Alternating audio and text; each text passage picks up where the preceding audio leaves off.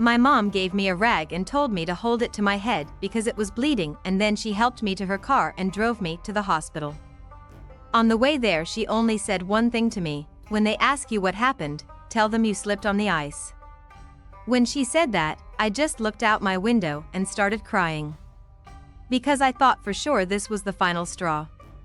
That she would leave him now that he had hurt me. That was the moment I realized that she'd never leave him. I felt so defeated, but I was too scared to say anything to her about it. I had to get 9 stitches in my forehead. I'm still not sure what I hit my head on, but it doesn't really matter. The fact is, my father was the reason I was hurt, and he didn't even stay and check on me. He just left us both there on the floor of the garage and left. I got home really late last night and fell right to sleep because they had given me some kind of pain pill. This morning when I walked to the bus, I tried not to look directly at Atlas so he wouldn't see my forehead. I had fixed my hair so that you couldn't really see it, and he didn't notice right away.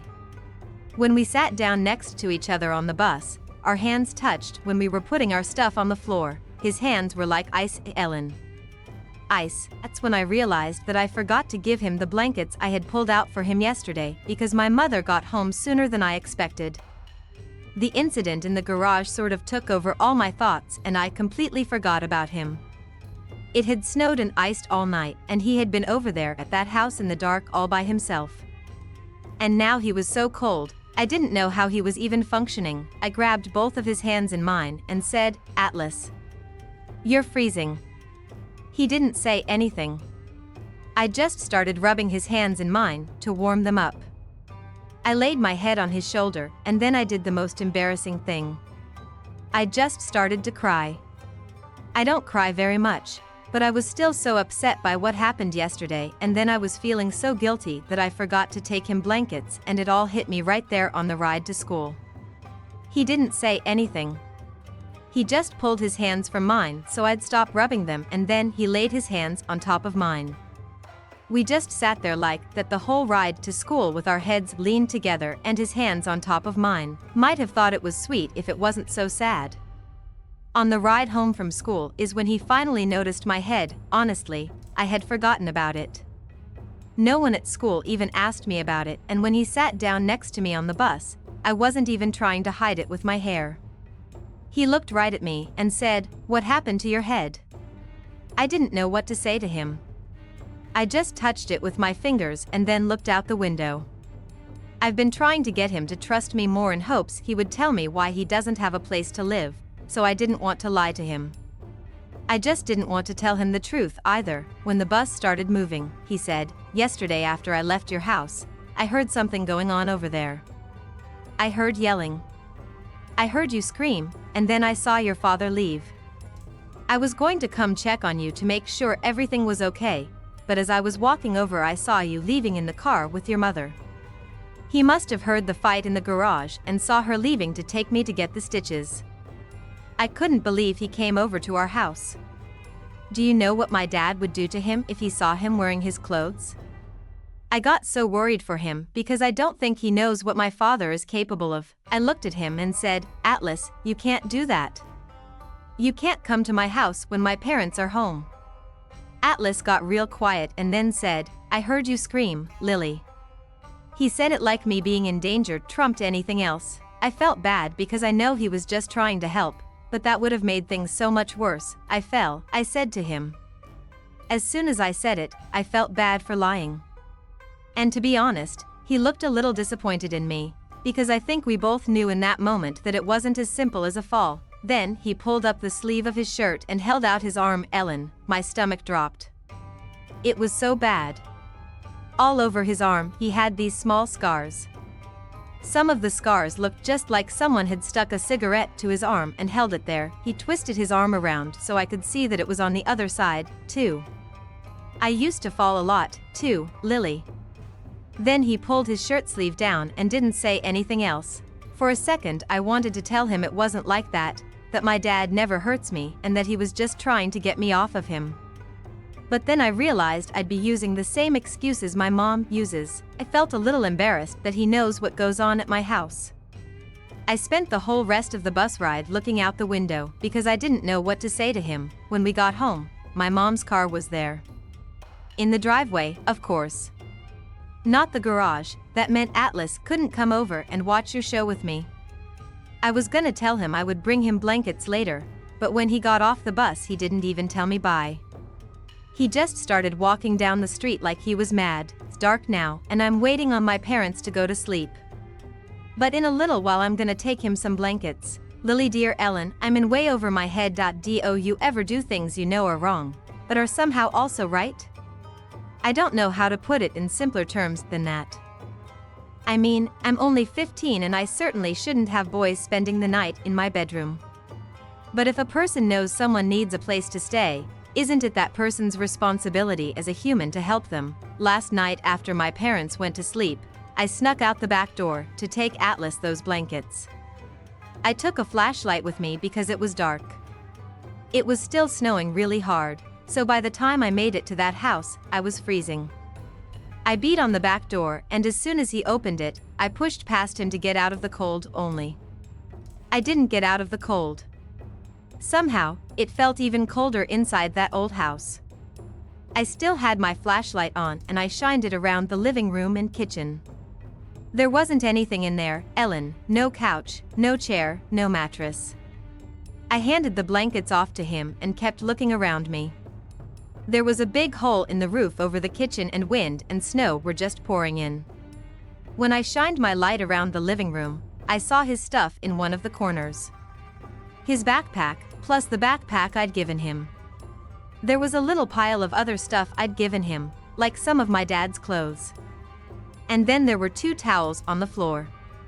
One I guess he laid on and one he covered up with. I put my hand over my mouth because I was so horrified. He'd been there living like that for weeks. Atlas put his hand on my back and tried to walk me back out the door. You shouldn't be over here, Lily, he said. You could get in trouble. That's when I grabbed his hand and said, you shouldn't be here either. I started to pull him out the front door with me, but he yanked his hand back. That's when I said, you can sleep on my floor tonight. I'll keep my bedroom door locked. You can't sleep here, Atlas. It's too cold and you'll get pneumonia and die. He looked like he didn't know what to do. I'm sure the thought of being caught in my bedroom was just as scary as getting pneumonia and dying. He looked back at his spot in the living room and then he just nodded his head once and said, okay. So you tell me, Ellen. Was I wrong letting him sleep in my room last night? It doesn't feel wrong. It felt like the right thing to do. But I sure would get in a lot of trouble if we had been caught.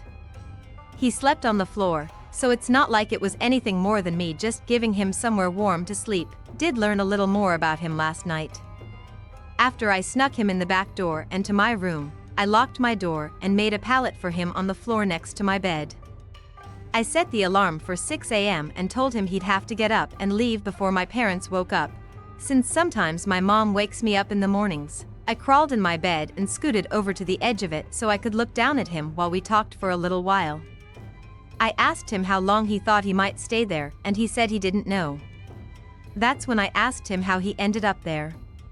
My lamp was still on, and we were whispering, but he got real quiet when I said that. He just stared up at me with his hands behind his head for a moment. Then he said, I don't know my real dad. He never had anything to do with me. It's always just been me and my mom, but she got remarried about 5 years ago to a guy who never really liked me much. We fought a lot. When I turned 18 a few months ago, we got in a big fight and he kicked me out of the house. He took a deep breath like he didn't want to tell me anymore. But then he started talking again. I've been staying with a friend of mine and his family since then, but his dad got a transfer to Colorado and they moved. They couldn't take me with them, of course. His parents were just being nice by letting me stay with them and I knew that, so I told them I talked to my mom and that I was moving back home. The day they left, I didn't have anywhere to go. So I went back home and told my mom I'd like to move back in until I graduated. She wouldn't let me. Said it would upset my stepfather. He turned his head and looked at the wall. So I just wandered around for a few days until I saw that house. Figured I would just stay there until something better came along or until I graduated. I'm signed up to go to the Marines come May, so I'm just trying to hang on until then. May is 6 months away, Ellen. 6. I had tears in my eyes when he finished telling me all that. I asked him why he didn't just ask someone if they could help him. He said he tried, but it's harder for an adult than a kid, and he's already 18. He said someone gave him a number for some shelters who might help him. There were 3 shelters in a 20-mile radius of our town, but 2 of them were for battered women. The other one was a homeless shelter, but they only had a few beds and it was too far away for him to walk there if he wanted to go to school every day. Plus, you have to wait in a long line to try and get a bed. He said he tried it once, but he feels safer in that old house than he did at the shelter. Like the naive girl I am when it comes to situations like his, I said, but aren't there other options? Can't you just tell the school counselor what your mom did? He shook his head and said he's too old for foster care. He's 18, so his mother can't get in trouble for not allowing him to go back home. He said he called about getting food stamps last week, but he didn't have a ride or money to get to his appointment. Not to mention he doesn't have a car, so he can't very well find a job. He said he's been looking, though. After he leaves my house in the afternoons he goes and applies at places, but he doesn't have an address or a phone number to put down on the applications, so that makes it harder for him. I swear, Ellen, every question I threw at him, he had an answer for.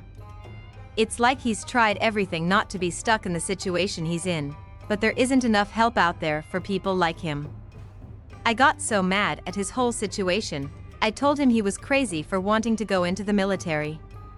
I wasn't so much whispering when I said, why in the heck would you want to serve a country that has allowed you to end up in this kind of situation? You know what he said next, Ellen? His eyes grew sad and he said, it's not this country's fault my mother doesn't give a shit about me. Then he reached up and turned off my lamp. Good night, Lily, he said. I didn't sleep much after that. I was too mad. I'm not even sure who I'm mad at. I just kept thinking about our country and the whole world and how screwed up it is that people don't do more for each other. I don't know when humans started only looking out for themselves. Maybe it's always been this way. It made me wonder how many people out there were just like Atlas. It made me wonder if there were other kids at our school who might be homeless, go to school every day and internally complain about it most of the time, but I've never once thought that school might be the only home some kids have. It's the only place Atlas can go and know he'll have food. I'll never be able to respect rich people now, knowing they willingly choose to spend their money on materialistic things rather than using it to help other people. No offense, Ellen. I know you're rich, but I guess I'm not referring to people like you.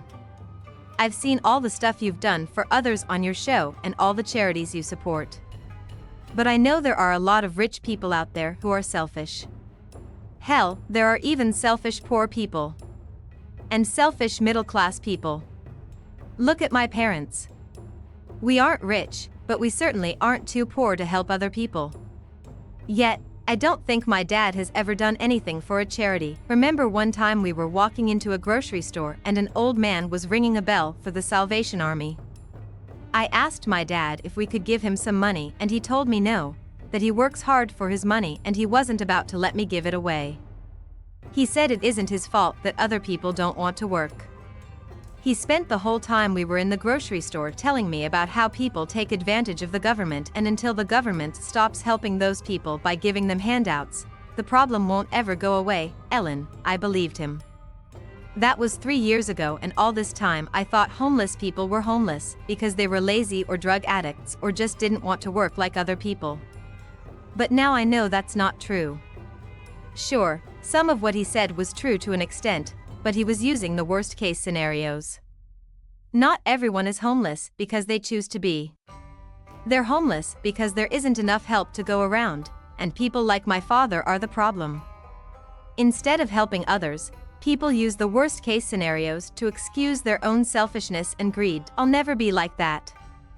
I swear to you, when I grow up, I'm going to do everything I can to help other people. I'll be like you, Ellen. Just probably not as rich. Lily Chapter 9. I drop the journal on my chest. I'm surprised to feel tears running down my cheeks. Every time I pick up this journal I think I'll be fine, that it all happened so long ago and I won't still feel what I felt back then. I'm such a sap. It gives me this longing to hug so many people from my past. Especially my mother, because for the past year, I haven't really thought about everything she had to go through before my father died. I know it probably still hurts her. I grab my phone to call her and look at the screen. There are 4 missed texts from Ryle. My heart immediately skips. I can't believe I had it on silent. Then I roll my eyes, annoyed with myself, because I should not be this excited. Ryle, are you asleep? Ryle, I guess so. Ryle, Lily. Ryle. The sad face was sent 10 minutes ago. I hit reply and type, nope. Not asleep. About 10 seconds later, I get another text. Ryle, good. I'm walking up your stairs right now. Be there in 20 seconds. I grin and jump out of bed. I go to the bathroom and check my face. Good enough. I run to the front door and open it as soon as Ryle makes it up the stairwell. He practically drags himself up the top step, and then stops to rest when he finally reaches my door. He looks so tired. His eyes are red and there are dark circles under them. His arms slip around my waist and he pulls me to him, burying his face in my neck. You smell so good, he says. I pull him inside the apartment. Are you hungry? I can make you something to eat. He shakes his head as he wrestles out of his jacket, so I skip the kitchen and head for the bedroom. He follows me, and then throws his jacket over the back of the chair. He kicks off his shoes and pushes them against the wall. He's wearing scrubs. You look exhausted, I say. He smiles and puts his hands on my hips. I am. I just assisted in an 18-hour surgery. He bends down and kisses the heart tattoo on my collarbone. No wonder he's exhausted. How is that even possible? I say. 18 hours?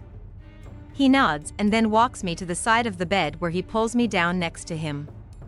We adjust ourselves until we're facing each other, sharing a pillow. Yeah, but it was amazing. Groundbreaking. They'll write about it in medical journals, and I got to be there, so I'm not complaining. I'm just really tired. I lean in and give him a peck on the mouth. He brings his hand to the side of my head and pulls back. I know you're probably ready to have hot, sweaty sex, but I don't have the energy tonight. I'm sorry. But I've missed you, and for some reason I sleep better when I sleep next to you. Is it okay that I'm here? I smile. It's more than okay. He leans in and kisses my forehead. He grabs my hand and then holds it between us on the pillow. His eyes close, but I keep mine open and stare at him. He has the type of face that people shy away from, because you could get lost in it. And to think, I get to look at this face all the time. I don't have to be modest and look away, because he's mine. Maybe this is a trial run. I have to remember that, after a minute, he releases my hand and begins to flex his fingers. I look down at his hand and wonder what that must be like, to have to stand for so long and use your fine motor skills for 18 hours straight. I can't think of much else that would match that level of exhaustion. I slide out of the bed and retrieve some lotion out of my bathroom. I go back to the bed and sit cross-legged next to him. I squirt some lotion on my hand and then pull his arm to my lap. He opens his eyes and looks up at me. What are you doing? He mumbles, shoo. Go back to sleep, I say. I press my thumbs into the palm of his hand and rotate them upward and then out. His eyes fall shut and he groans into the pillow. I continue massaging his hand for about 5 minutes before switching to his other hand. He keeps his eyes closed the whole time. When I'm finished with his hands, I roll him onto his stomach and straddle his back. He assists me in pulling off his shirt, but his arms are like noodles. I massage his shoulders and his neck and his back and his arms. When I'm finished, I roll off of him and lie down beside him. I'm running my fingers through his hair and massaging his scalp when he opens his eyes.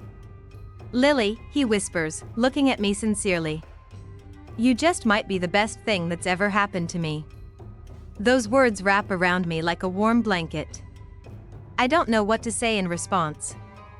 He lifts a hand and gently cups my cheek, and I feel his stare deep in my stomach. Slowly, he leans forward and presses his lips to mine.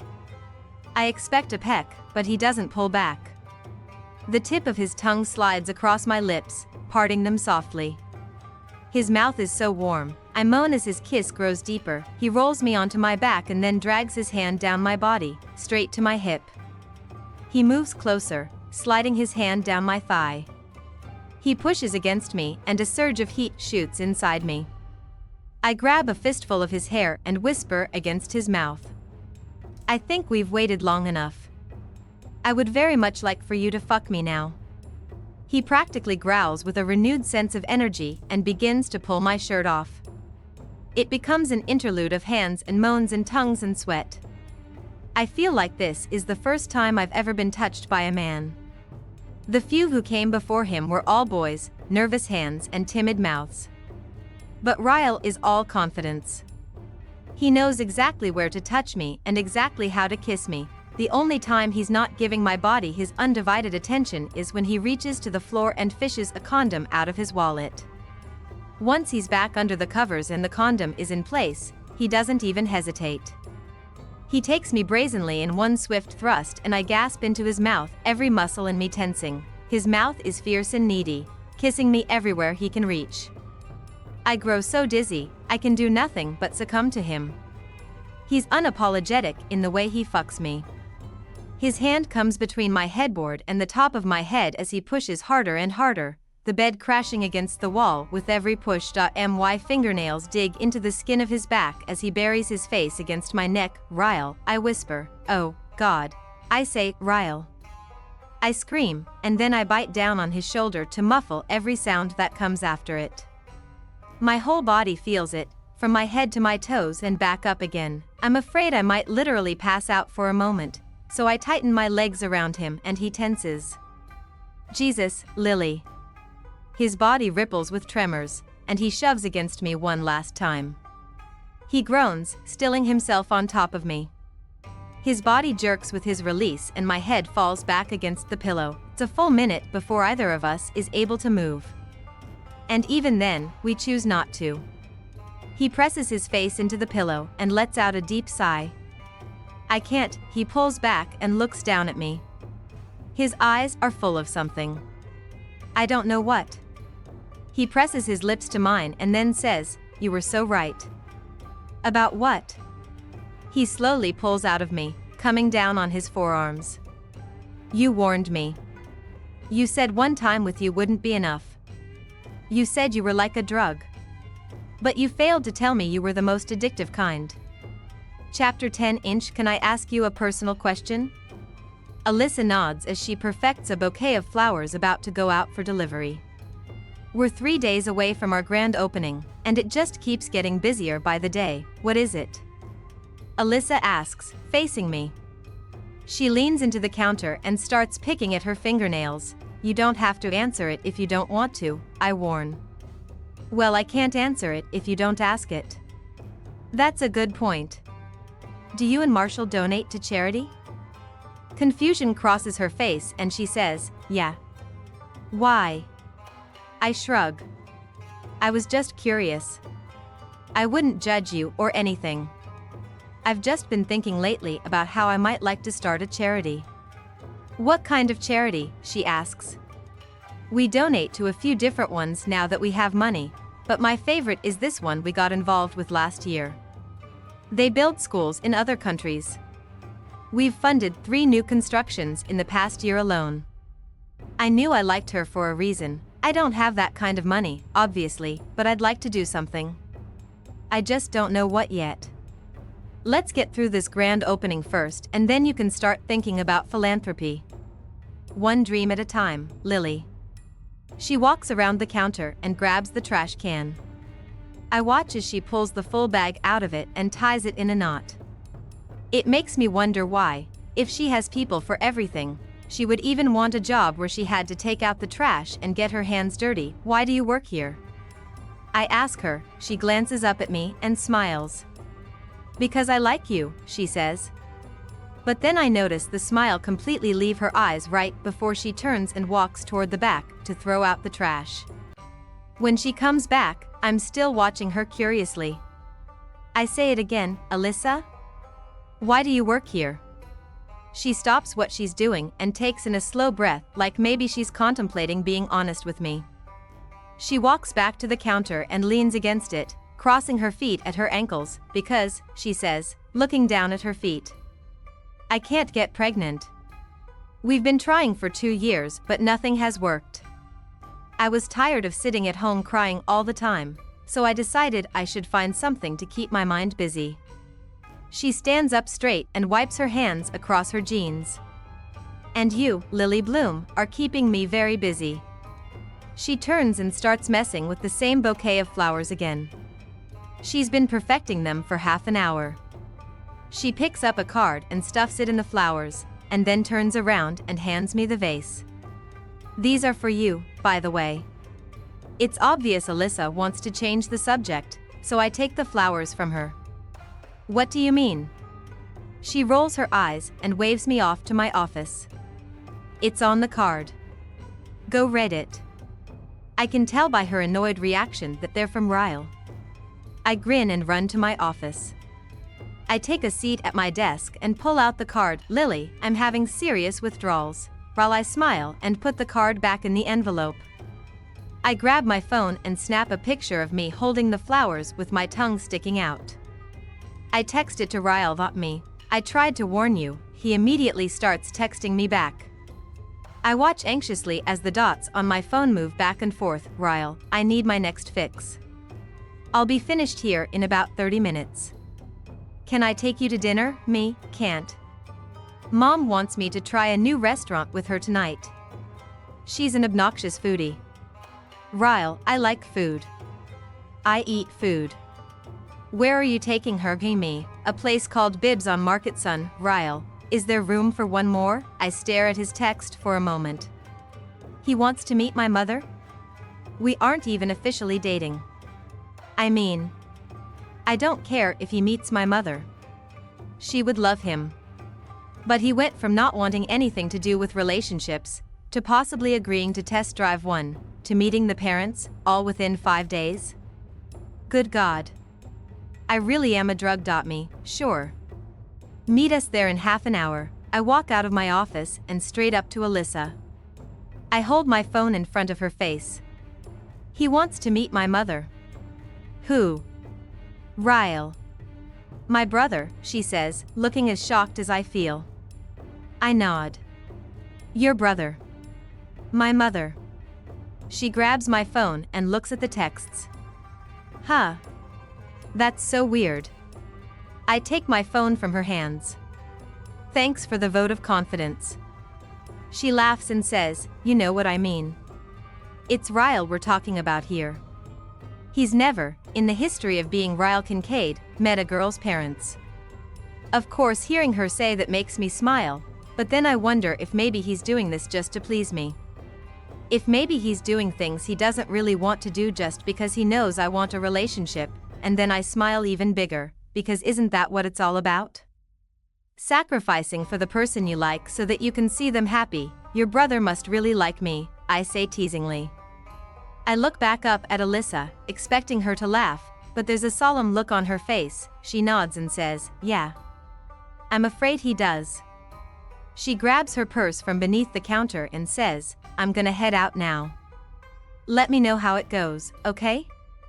She moves past me and I watch her as she makes her way out the door, and then I just stare at the door for a long time. It bothers me that she doesn't seem excited about the prospect of me dating Ryle. It makes me wonder if that has more to do with her feelings toward me or her feelings toward him. 20 minutes later, I flip the sign to closed. Just a few more days. I lock the door and walk to my car, but stop short when I see someone leaning against it. It takes me a moment to recognize him. He's facing the other direction, talking on his cell phone. I thought he was meeting me at the restaurant, but okay. The horn beeps on my car when I hit the unlock button, and Ryle spins around. He grins when he sees me. Yes, I agree, he says into the phone. He wraps an arm around my shoulder and pulls me against him, pressing a kiss to the top of my head. We'll talk about it tomorrow, he says. Something really important just came up. He hangs up the phone and slides it into his pocket, then he kisses me. It's not a hello kiss. It's an I've been thinking about you nonstop kiss. He wraps both arms around me and spins me until I'm backed up against my car, where he continues to kiss me until I start to feel dizzy again. When he pulls back, he's looking down at me appreciatively. You know which part of you drives me the craziest? He brings his fingers to my mouth and traces my smile. These, he says. Your lips. I love how they're as red as your hair and you don't even have to wear lipstick. I grin and kiss his fingers. I better watch you around my mom, then, because everyone says we have the same mouth. He pauses his fingers against my lips and he stops smiling. Lily. Just no. I laugh and open my door. Are we taking separate cars? He pulls the door open for me the rest of the way and says, I took an Uber here from work. We'll ride together. My mother is already seated at a table when we arrive. Her back is to the door as I lead the way. I'm instantly impressed by the restaurant.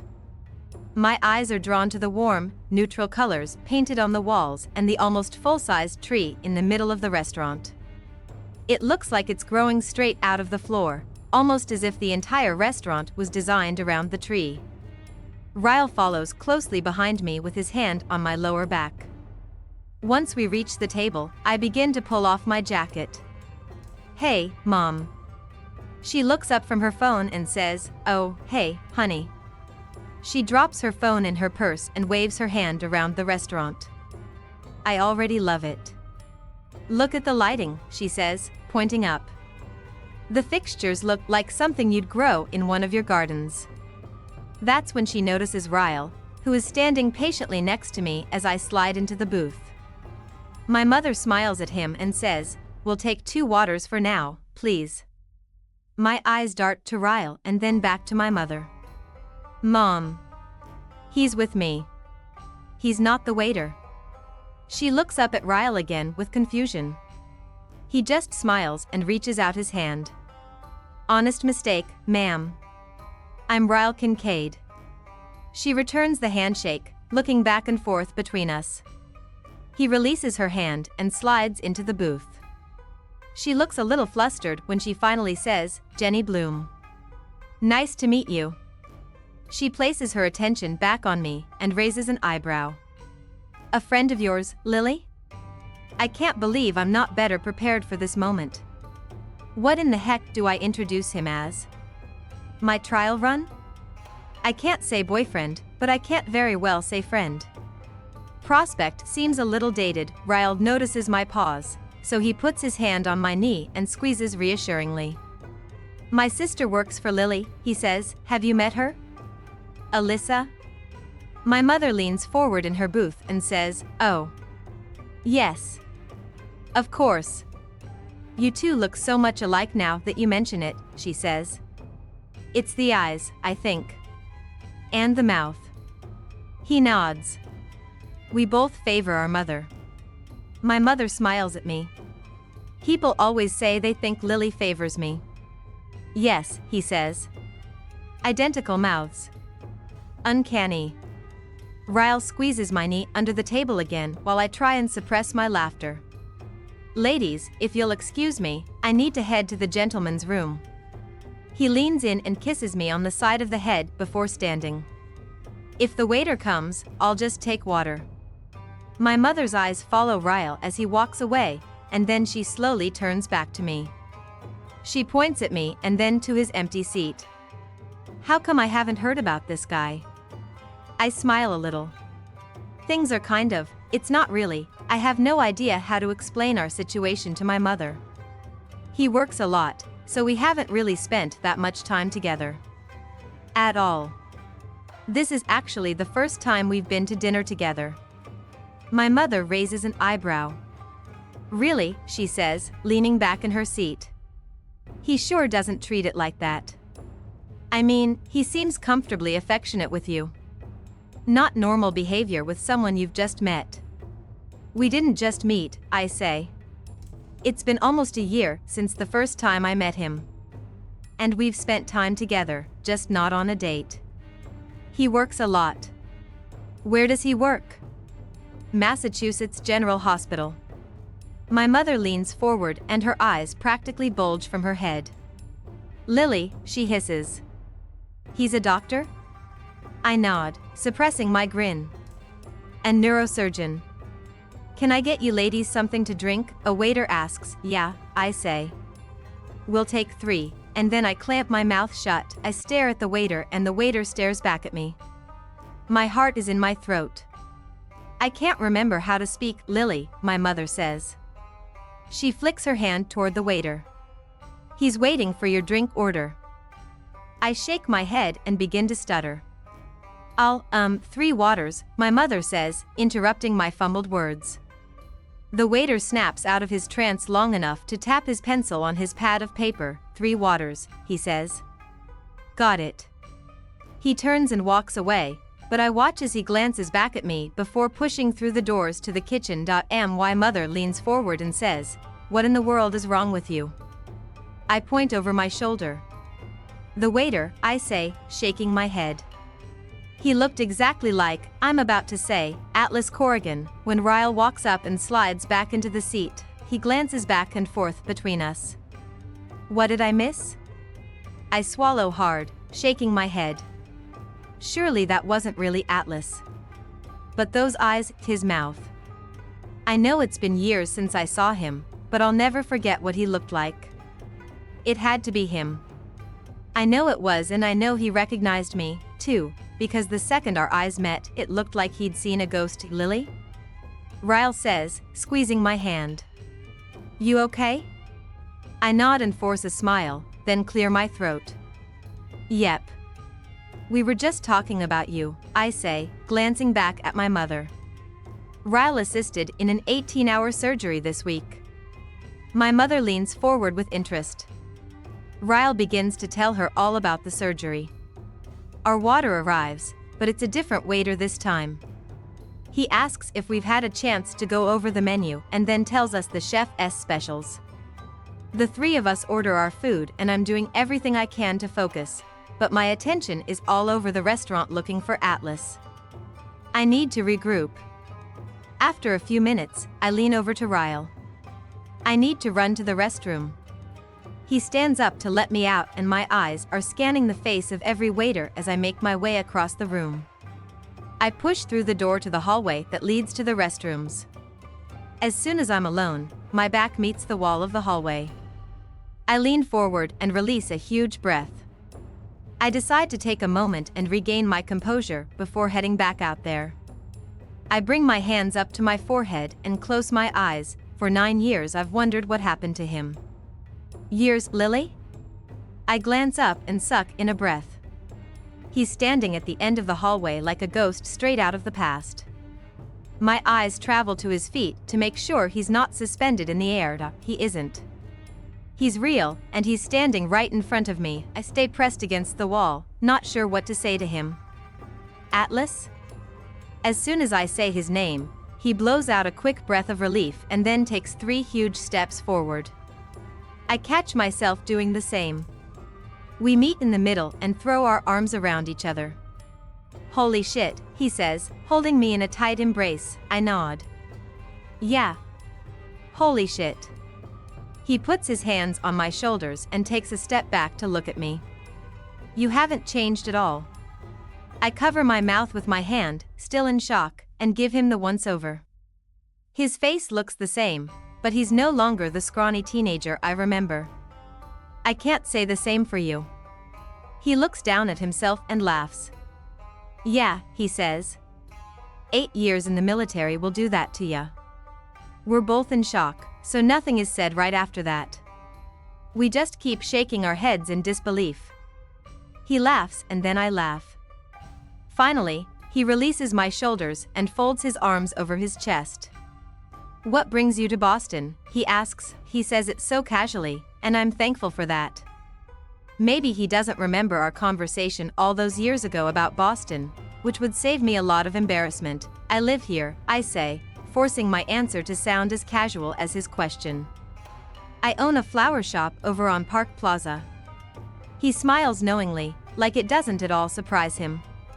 I glance toward the door, knowing I should get back out there. He notices and then takes another step back. He holds my gaze for a moment and it gets really quiet. Way too quiet. There's so much to say, but neither of us even knows where to start. The smile leaves his eyes for a moment and then he motions toward the door. You should probably get back to your company, he says. I'll look you up sometime. You said Park Plaza, right? I nod. He nods, the door swings open and a woman walks in holding a toddler. She moves between us, which puts even more distance between us. I take a step toward the door, but he remains in the same spot. Before I walk out, I turn back to him and smile. It was really good to see you, Atlas. He smiles a little, but it doesn't touch his eyes. Yeah. You too, Lily. I'm mostly quiet for the rest of the meal. I'm not sure Ryle or my mother even notice, though, because she's having no issue firing question after question at him. He takes it like a champ. He's very charming with my mother in all the right ways. Unexpectedly running into Atlas tonight put such a wrinkle in my emotions, but by the end of dinner, Ryle has smoothed them back out again, and why mother takes her napkin and wipes her mouth, then points at me. New favorite restaurant, she says. Incredible. Ryle nods. I agree. I need to bring Alyssa here. She loves trying new restaurants. The food really is good, but the last thing I need is for either of these two to want to come back here. It was okay, I say. He pays for our meals, of course, and then insists we walk my mother to her car. I can already tell she'll be calling me about him tonight, simply by the prideful look on her face. Once she's gone, Ryle walks me to my car. I requested an Uber so you wouldn't have to go out of your way to take me home. We have approximately, he looks down at his phone, 1.5 minutes to make out. I laugh. He wraps his arms around me and kisses my neck first, and then my cheek. I would invite myself over, but I have an early surgery tomorrow, and I'm sure my patient would appreciate it if I didn't spend the majority of the night inside you. I kiss him back, both disappointed and relieved he's not coming over. I have a grand opening in a few days. I should probably sleep, too. When's your next day off? He says, never. When's yours? Never. I shake my head. We're doomed. There's just too much drive and success between the two of us. That means the honeymoon phase will last until we're 80, he says. I'll come to your grand opening Friday, and then the four of us will go out and celebrate. A car pulls up beside us, and he wraps his hand in my hair and kisses me goodbye. Your mother is wonderful, by the way. Thank you for letting me come to dinner. He backs away and climbs inside the car. I watch as it pulls out of the parking lot. I have a really good feeling about that man. I smile and turn toward my car, but throw a hand up to my chest and gasp when I see him. Atlas is standing at the rear of my car. Sorry. Wasn't trying to scare you. I blow out a breath. Well, you did. I lean against the car and Atlas stays where he is, 3 feet away from me. He looks out at the street. So? Who's the lucky guy? My voice falters. This is also weird. My chest is still constricted and my stomach is flipping, and I can't tell if it's leftover nerves from kissing Ryle or if it's the presence of Atlas. His name is Ryle. We met about a year ago. I instantly regret saying we met that long ago. It makes it sound like Ryle and I have been dating that long and we aren't even officially dating. What about you? Married? Have a girlfriend? I'm not sure if I'm asking to extend the conversation he started, or if I'm genuinely curious. I do, actually. Her name is Cassie. We've been together almost a year now. Heartburn. I think I have heartburn. A year? I place my hand on my chest and nod. That's good. You seem happy. Does he seem happy? I have no idea, yeah. Well, I'm really glad I got to see you, Lily. He turns around to walk away, but then spins and faces me again, his hands shoved in his back pockets. I will say, I kind of wish this could have happened a year ago. I wince at his words, trying not to let them penetrate. He turns and walks back toward the restaurant. I fumble with my keys and hit the button to unlock the car. I slide in and pull the door shut, gripping the steering wheel. For whatever reason, a huge tear falls down my cheek. A huge, pathetic, what the hell is this wetness tear? I swipe at it and push the button to start my car. I didn't expect to feel this much hurt after seeing him, but it's good. This happened for a reason. My heart needed closure, so I can give it to Ryle. But maybe I couldn't do that until this happened. This is good, yes, I'm crying, but it'll feel better. This is just human nature, healing an old wound to prepare for a fresh new layer. It's all. Chapter 11. I curl up in my bed and stare at it. I'm almost finished with it. There aren't very many more entries. I pick up the journal and place it on the pillow beside me.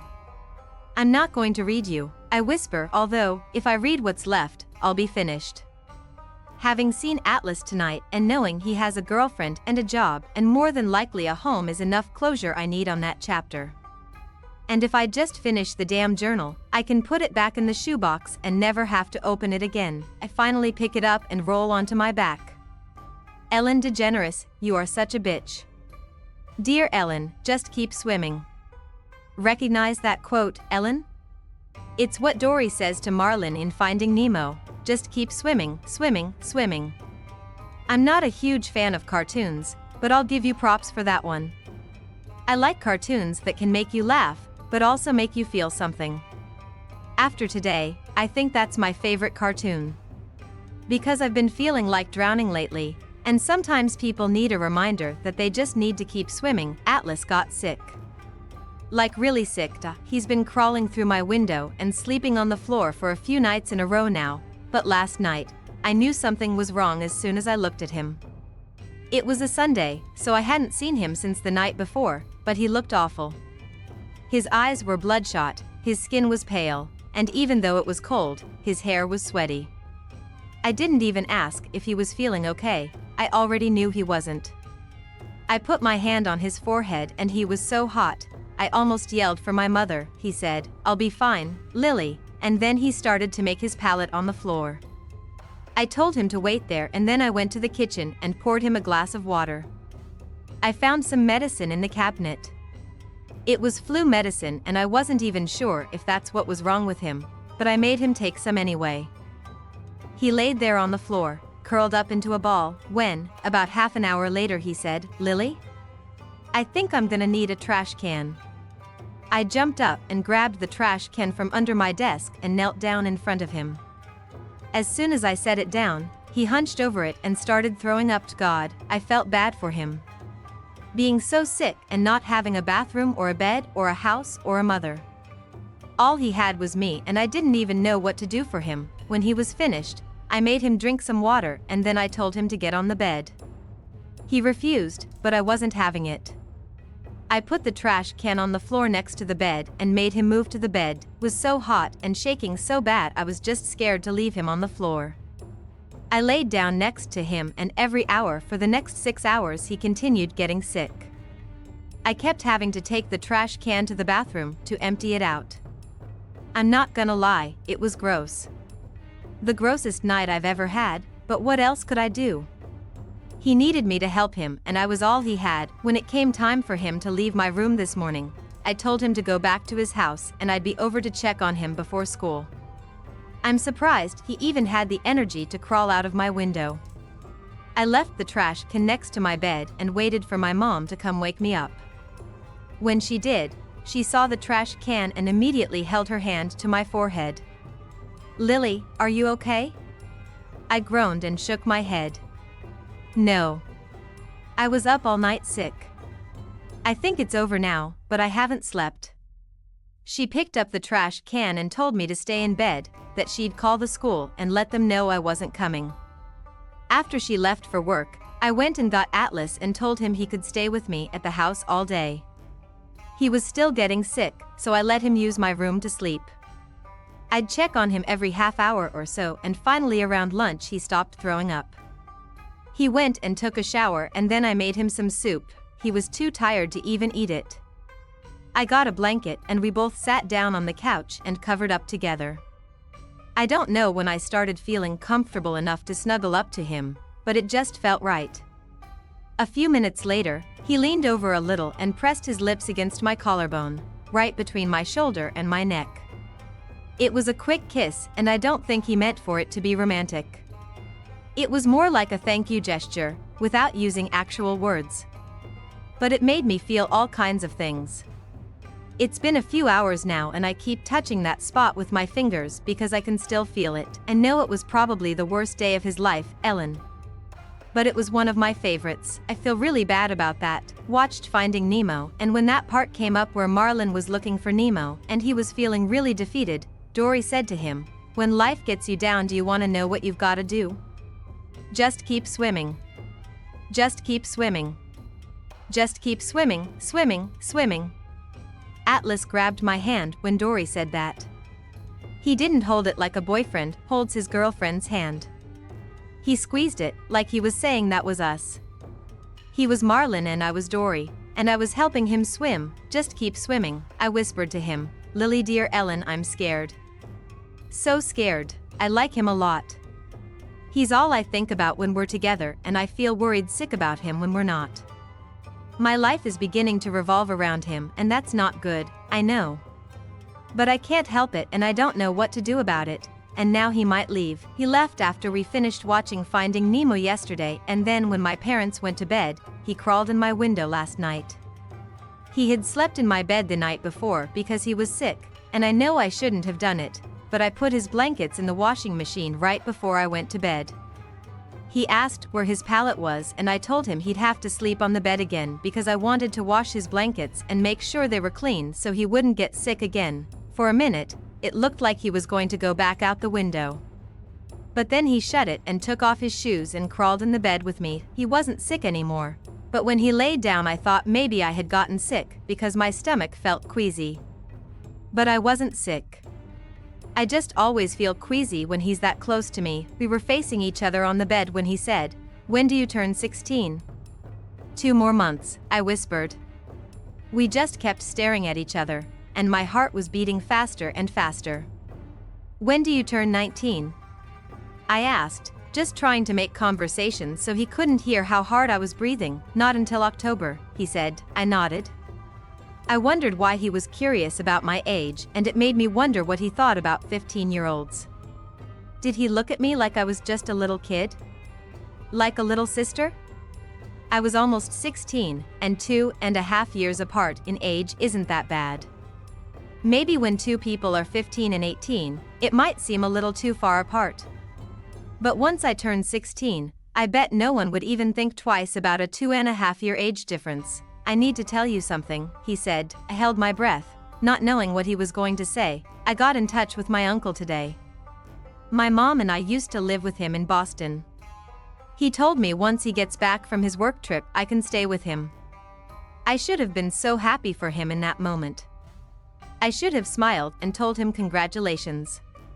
But I felt all of the immaturity of my age when I closed my eyes and felt sorry for myself. "Are you going?" I asked. He shrugged. "I don't know. I wanted to talk to you about it first." He was so close to me on the bed, I could feel the warmth of his breath. I also noticed he smelled like mint, and it made me wonder if he uses bottled water to brush his teeth before he comes over here. I always send him home every day with lots of water, brought my hand up to the pillow and started pulling at a feather sticking out of it. When I got it all the way out, I twisted it between my fingers. "I don't know what to say, Atlas. I'm happy you have a place to stay.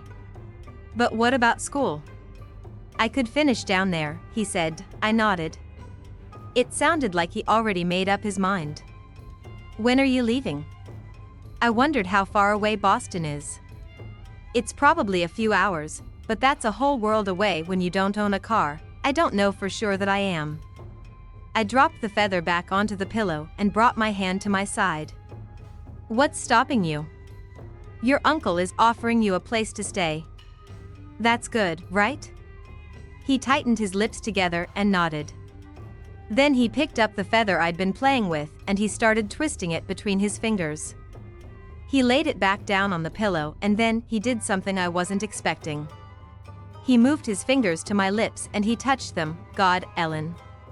I thought I was gonna die right then and there. It was the most I'd ever felt inside my body at one time. He kept his fingers there for a few seconds and he said, "Thank you, Lily. For everything." He moved his fingers up and through my hair, and then he leaned forward and planted a kiss on my forehead. I was breathing so hard, I had to open my mouth to catch more air. I could see his chest moving just as hard as mine was. He looked down at me and I watched as his eyes went right to my mouth. "Have you ever been kissed, Lily?"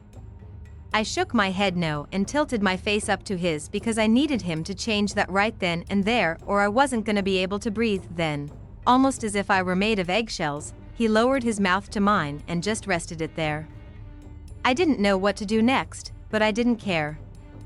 I didn't care if we just stayed like that all night and never even moved our mouths. It was everything. His lips closed over mine and I could kind of feel his hand shaking. I did what he was doing and started to move my lips like he was. I felt the tip of his tongue brush across my lips once and I thought my eyes were about to roll back in my head. He did it again, and then a third time, so I finally did it, too. When our tongues touched for the first time, I kind of smiled a little, because I'd thought about my first kiss a lot. Where it would be, who it would be with. Never in a million years did I imagine it would feel like this. He pushed me on my back and pressed his hand against my cheek and kept kissing me. It just got better and better as I grew more comfortable. My favorite moment was when he pulled back for a second and looked down at me, then came back even harder. I don't know how long we kissed. A long time. So long, my mouth started to hurt and my eyes couldn't stay open. When we fell asleep, I'm pretty sure his mouth was still touching mine. He didn't talk about Boston again. Still don't know if he's leaving. Lily, dear Ellen, I need to apologize to you. It's been a week since I've written to you and a week since I've watched your show. Don't worry, I still record it so you'll get the ratings, but every day we get off the bus, Atlas takes a quick shower and then we make out every day. It's awesome. Don't know what it is about him, but I feel so comfortable with him. He's so sweet and thoughtful. He never does anything I don't feel comfortable with, but so far he hasn't tried anything I don't feel comfortable with. I'm not sure how much I should divulge here, since you and I have never met in person. But let me just say that if he's ever wondered what my boobs feel like, now he knows. I can't for the life of me figure out how people function from day to day when they like someone this much. If it were up to me, we would kiss all day and all night and do nothing in between except maybe talk a little. He tells funny stories. I love it when he's in a talkative mood because it doesn't happen very often, but he uses his hands a lot. He smiles a lot, too, and I love his smile even more than I love his kiss. And sometimes I just tell him to shut up and stop smiling or kissing or talking so I can stare at him. I like looking at his eyes. They're so blue that he could be standing across a room and a person could tell how blue his eyes were. The only thing I don't like about kissing him sometimes is when he closes his eyes, and no. We still haven't talked about Boston. Lily, dear Ellen, yesterday afternoon when we were riding the bus, Atlas kissed me. It wasn't anything new to us because we had kissed a lot by this point, but it's the first time he ever did it in public. When we're together, everything else just seems to fade away, so I don't think he even thought about other people noticing. But Katie noticed. She was sitting in the seat behind us and I heard her say, "Gross," as soon as he leaned over and kissed me. She was talking to the girl next to her when she said, "I can't believe Lily lets him touch her. He wears the same clothes almost every day."